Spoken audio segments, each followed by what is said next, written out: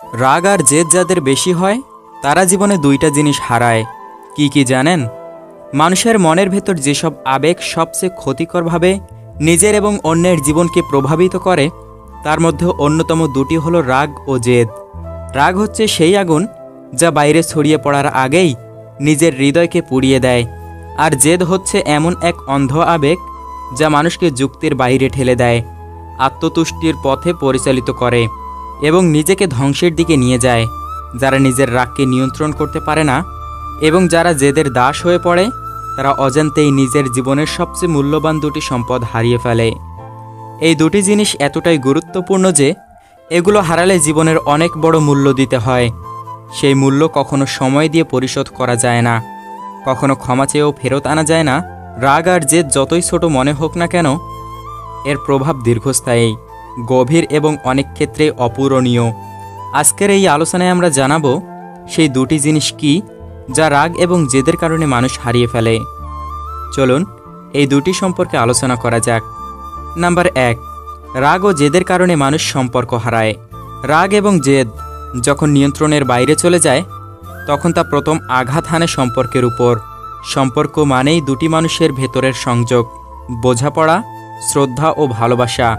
কিন্তু এই সংযোগ যতটা শক্তিশালী হোক না কেন, রাগ ও জেদের বিষক্রিয়া ধীরে ধীরে তা ক্ষয় করে ফেলে। সম্পর্কের ভিত নড়ে যায় যখন একজন বারবার রেগে ওঠে, কটু কথা বলে কিংবা জেদের বশে অন্যকে দোষী করে। এতে করে আন্তরিকতা হারিয়ে যায়, বিশ্বাস ভেঙে যায় এবং এক ধরনের দূরত্ব সৃষ্টি হয় যা সময়ের সাথে গভীর থেকে গভীরতর হয়। মানুষের মনের সংবেদনশীল অংশটা সবচেয়ে বেশি আঘাত পায় যখন তার কাছের কেউ নিয়মিত রাগ প্রদর্শন করে অথবা অযথা জেদ ধরে বসে থাকে। সম্পর্ক টিকে থাকে বোঝাপড়া, ধৈর্য এবং নম্রতার মাধ্যমে। কিন্তু যখন কারো ভেতরে অহংকার ভর করে এবং সেই অহংকার থেকে জন্ম নেয় জেদ, তখন সে আর অন্যের কথা শুনতে চায় না। তখন তার কাছে নিজের যুক্তি শেষ কথা হয়ে দাঁড়ায়, নিজের আবেগেই হয়ে যায় আসল সত্য। এতে সম্পর্কের স্বাভাবিক ভারসাম্য ভেঙে পড়ে। একটি সম্পর্কের সবচেয়ে গুরুত্বপূর্ণ ভিত্তি শ্রদ্ধা। সেই শ্রদ্ধা তখনই অটুট থাকে যখন দুজন মানুষ একে অপরের মতামতকে গুরুত্ব দেয়। কিন্তু রাগ মানুষকে এই ক্ষমতা থেকে বঞ্চিত করে। রাগান্বিত মানুষ শোনে না, বোঝে না, অনুভব করে না, সে শুধু নিজের কথাই বলতে ব্যস্ত থাকে। আর জেদ মানুষকে এমন এক পর্যায়ে নিয়ে যায় যেখানে সে নিজের ভুলও স্বীকার করতে চায় না, এমনকি প্রিয়জন কষ্ট পেলেও নিজের অবস্থান ছাড়তে চায় না। ধীরে ধীরে এই আচরণ দুইজন মানুষের মাঝে দেয়াল তৈরি করে। সেই দেয়াল প্রথমে মনের মাঝে তৈরি হয়, তারপর কথাবার্তায়, আচরণে এবং শেষ পর্যন্ত দূরত্ব রূপ নেয়। সম্পর্ক তখন আর আগের মতো থাকে না। ভালোবাসা, বন্ধন, নরম অনুভূতি সব ম্লান হয়ে যায়। সম্পর্কের মাঝখানে এসে দাঁড়ায় অহংকার, তিক্ততা এবং নিঃশব্দ বিরোধ। রাগ এবং জেদ সম্পর্ককে কেবল দুর্বল করে না, অনেক সময় তা চিরতরে ভেঙেও দেয়। এমনকি বহু বছরের সম্পর্ক এই দুটি আবেগের কারণে মুহূর্তেই ভেঙে যেতে পারে। সম্পর্ক হারানোর পর মানুষ বুঝতে পারে সে কি হারিয়েছে, কিন্তু তখন আর কিছুই করার থাকে না। সম্পর্ক একবার ভেঙে গেলে তার আস্থা আর ফিরে আসে না, সেই উষ্ণতা আর তৈরি হয় না। এভাবেই ধীরে ধীরে একজন মানুষ একের পর এক সম্পর্ক হারায়। পরিবার, বন্ধু, সহকর্মী, সব জায়গায় সে একা হয়ে পড়ে। তার চারপাশ থেকে মানুষ সরে যেতে শুরু করে। তারা চুপচাপ দূরে সরে যায়, কারণ তারা বুঝে যায় এই মানুষটি নিজের রাগ এবং জেদ ছাড়তে চায় না এবং এমন একজন মানুষের সাথে সম্পর্ক টিকিয়ে রাখা নিরাপদ নয়। এইভাবে রাগ এবং জেদ একজন মানুষকে তার জীবনের সবচেয়ে বড় সম্পদ সম্পর্ক থেকে বঞ্চিত করে। সম্পর্ক হারিয়ে যাওয়া মানে শুধু মানুষ হারানো নয়, এক ধরনের মানসিক ভরসা, ভালোবাসা এবং জীবনের স্থিরতা হারিয়ে ফেলা। যে ব্যক্তি প্রতিদিন নতুন সম্পর্ক গড়ে তুলতে পারে সে বুদ্ধিমান নয়, বরং যে পুরনো সম্পর্ককে ধরে রাখতে জানে সেই সত্যিকারের পরিপক্ক। নাম্বার 2, রাগ এবং জেদের কারণে মানুষ হারায় সম্মান। সম্মান এমন একটি জিনিস যা অর্জন করতে সময় লাগে, কিন্তু হারাতে এক মুহূর্তও লাগে না। এবং এই সম্মান হারানোর পেছনে অন্যতম বড় কারণ হলো রাগ ও জেদ। রাগ মানুষকে এমন সব আচরণে বাধ্য করে যা তার ব্যক্তিত্ব প্রশ্নবিদ্ধ করে তোলে, আর জেদ একজন মানুষকে এমন স্থানে নিয়ে যায় যেখানে সে নিজের ভুলকে স্বীকার করতে চায় না, মানসিক সত্যের মুখোমুখি হতেও অস্বীকৃতি জানায়। এই দুইটি মানসিক দুর্বলতা যখন প্রকাশ পায় তখন তা সরাসরি মানুষের সামাজিক মর্যাদাকে আঘাত করে। সম্মান আসে বিনয় থেকে, সহনশীলতা থেকে এবং নিজের আবেগকে নিয়ন্ত্রণ করার ক্ষমতা থেকে। একজন মানুষ যখন রাগের বশে চিৎকার করে, কটু কথা বলে কিংবা অন্যকে অপমান করে, তখন সে নিজের সম্মানকেই ছোট করে ফেলে।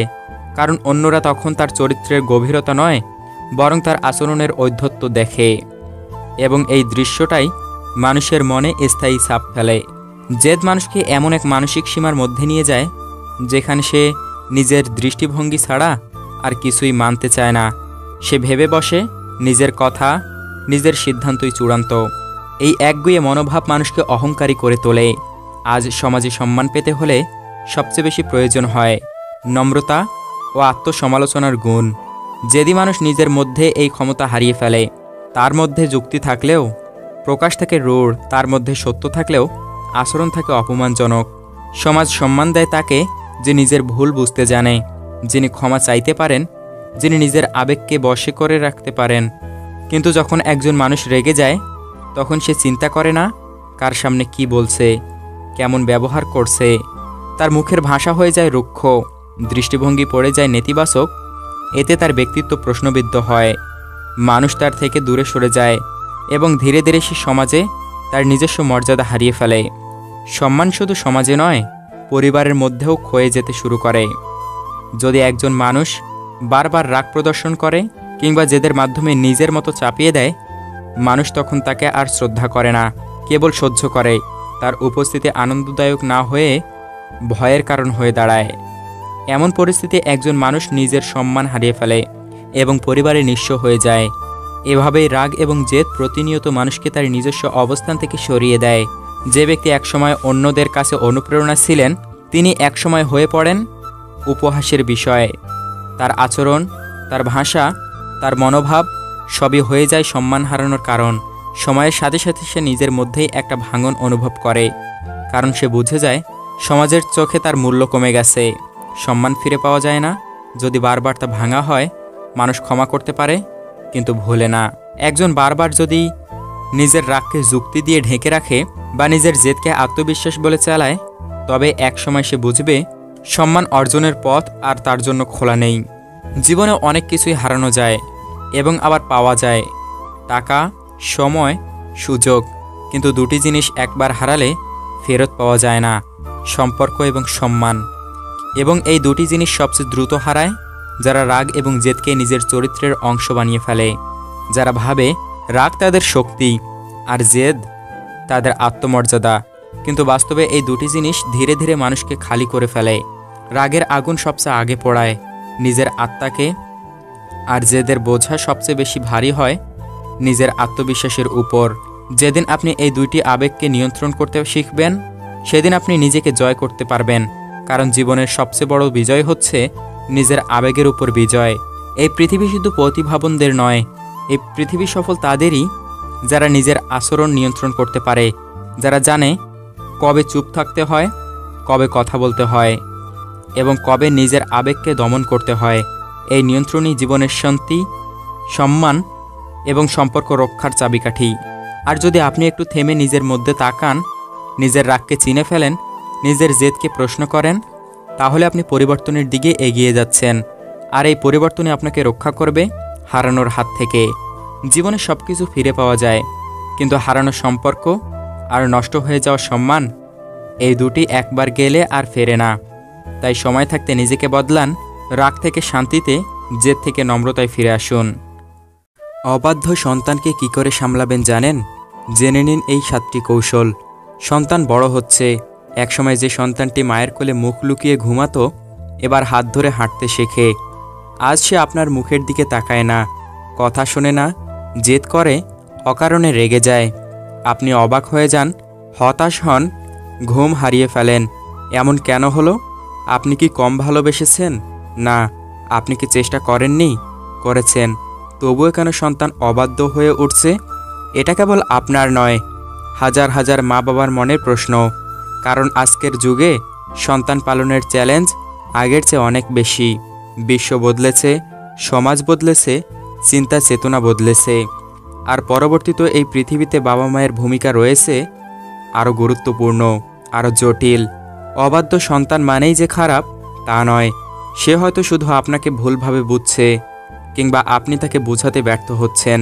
তবে চিন্তা নেই, আজকের আলোচনায় আমরা বলবো 7টি শক্তিশালী কৌশল, যা অনুসরণ করলে আপনি অবাধ্য সন্তানকে ধীরে ধীরে নিয়ন্ত্রণে আনতে পারবেন ভালোবাসা, বুদ্ধিমত্তা এবং শৃঙ্খলার মাধ্যমে।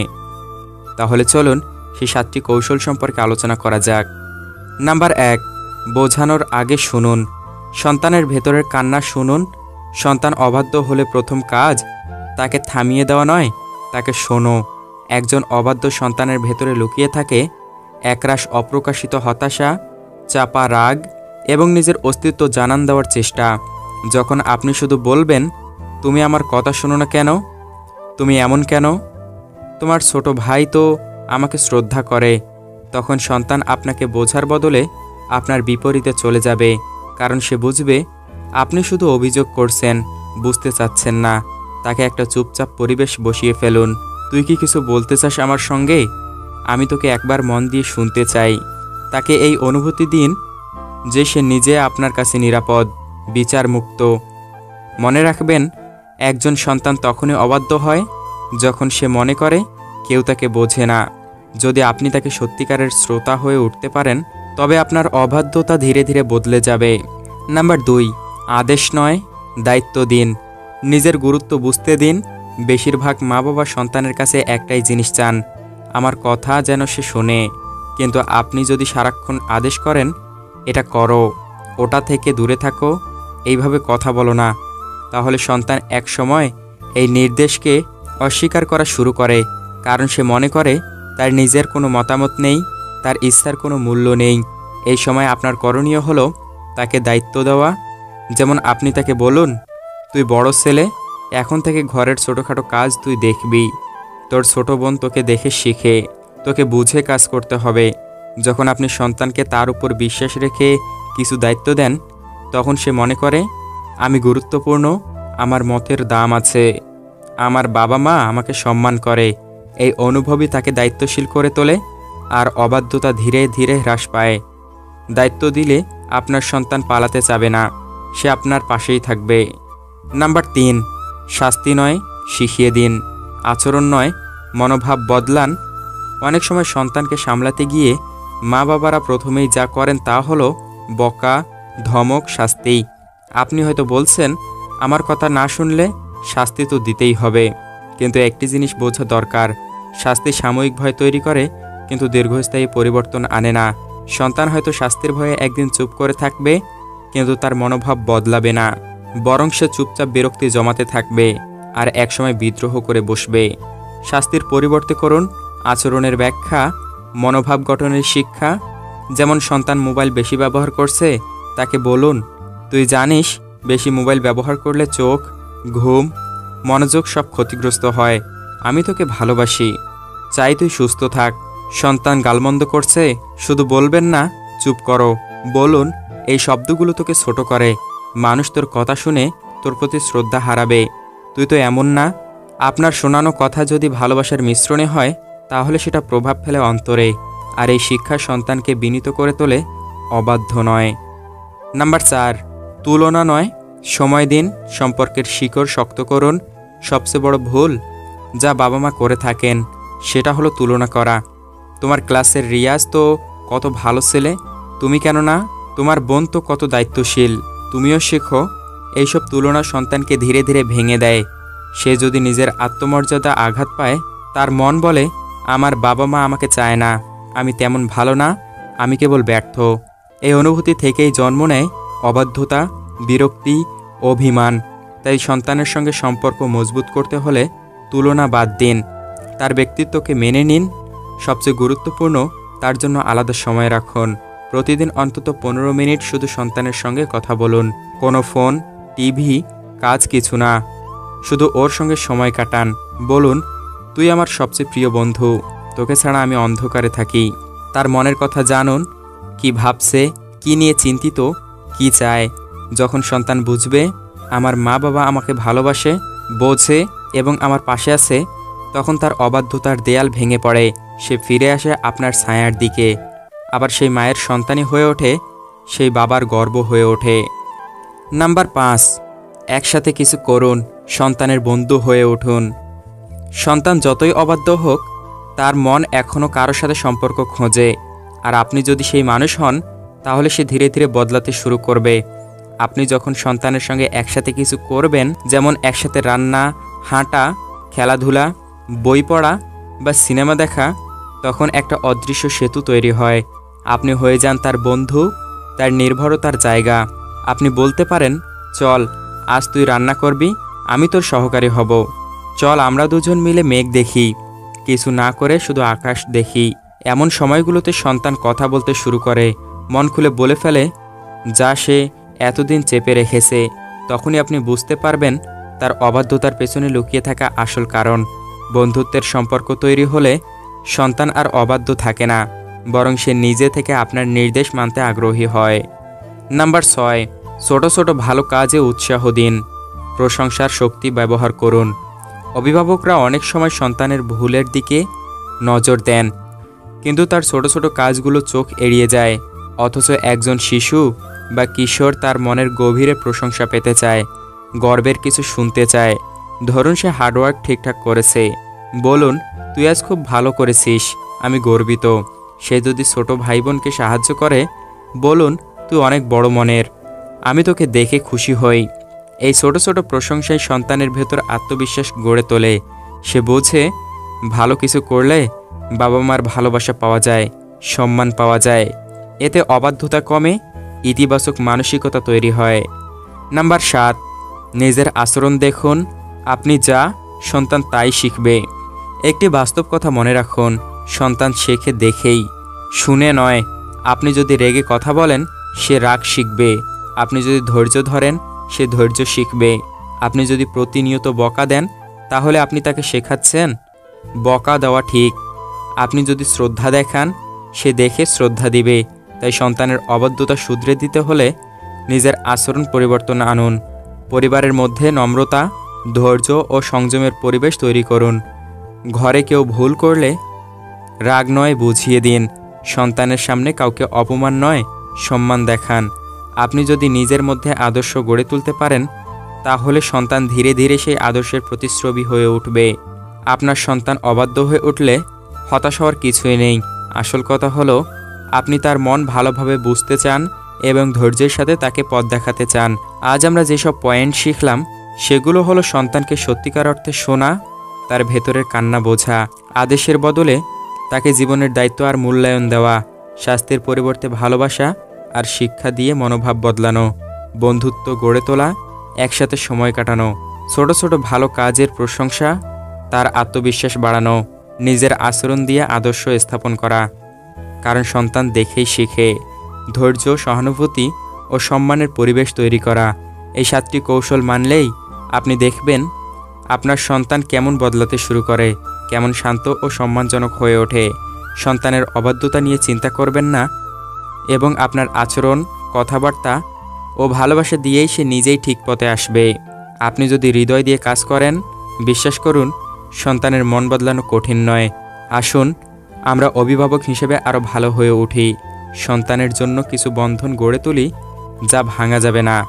আপনার সন্তানও হবেই সেই ভালো মানুষ যার সঙ্গে আপনি গর্ব করতে পারেন। আপনার সময় ও মনোযোগের জন্য ধন্যবাদ। আশা করি আজকের আলোচনা আপনাকে অনেক সাহায্য করবে। ভিডিওটি ভালো লাগলে লাইক দিন, কমেন্টে আপনার মতামত জানান এবং এরকম ভিডিও পেতে আমাদের চ্যানেলটি সাবস্ক্রাইব করুন। পরের ভিডিওতে আবার দেখা হবে। ততক্ষণ ভালো থাকুন, সাবধান থাকুন, সাথেই থাকুন, ভালোবাসা ছড়ান।